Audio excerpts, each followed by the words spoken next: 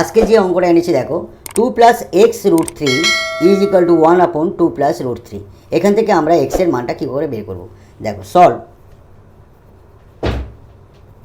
অঙ্কটা হলো 2 plus x root three is equal to 1/2 plus root three. অতএব আমরা এখানে কিছু নেই মানে 1 গুণ করবো আর এটা গুণ করবো, অর্থাৎ 2 প্লাস এক্স রুট থ্রি সঙ্গে গুণ হবে 2 প্লাস রুট থ্রি, আর 1 গুণ করলে ডান দিকে থাকছে 1।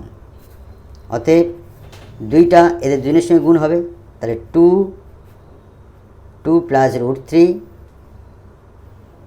আর প্লাস এক্স রুট থ্রি এদের দুজনের সঙ্গে গুণ হবে 2 plus root three is equal to 1। অতএব দুইটা গুণ হলে কী হবে, 2 দুগুণে 4 plus 2 root three plus x root three এর সঙ্গে গুণ করলে কী হবে 2 রুট থ্রি ইন্টু এক্স, প্লাসে প্লাসে প্লাস এক্স রুট থ্রি গুণ করলে into three is equal to 1। আমরা এটা এক্স ইন্টু থ্রি না লিখে আমরা পরের লাইনে ওটা গুণ করে দেখাচ্ছি। 2 root three plus 2 root three x plus 3x is equal to 1। অতএব আমাদের এইটা 2 root three x plus 3x, এক্সগুলো আমরা বাম সাইডে রাখছি আর সংখ্যাগুলো ওপারে নিয়ে যাচ্ছি, ইজ ইকুয়াল টু 1। প্লাস 4টা মাইনাস 4 হয়ে গেল, প্লাস 2 রুট থ্রিটা হয়ে গেল আমাদের মাইনাস 2 রুট থ্রি।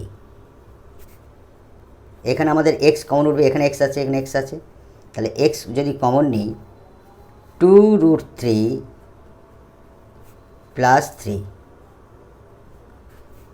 এদিকে যোগ বিয়োগ করলে এটা মাইনাস 3 মাইনাস 2 রুট থ্রি। অতএব এক্স 2 রুট থ্রি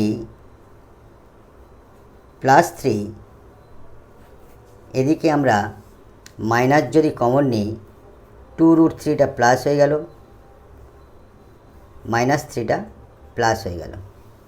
দেখো আমরা উভয় সাইডে 2 রুট থ্রি প্লাস 3 দ্বারা ভাগ করছি, এপারেও ভাগ করছি 2 রুট থ্রি প্লাস 3, এপারেও ভাগ করছি, তাহলে এইটা কেটে গেল, এইটা কেটে গিয়ে থাকছে 1। অতএব এক্সের মান হবে -1। It will be answer. Thank you.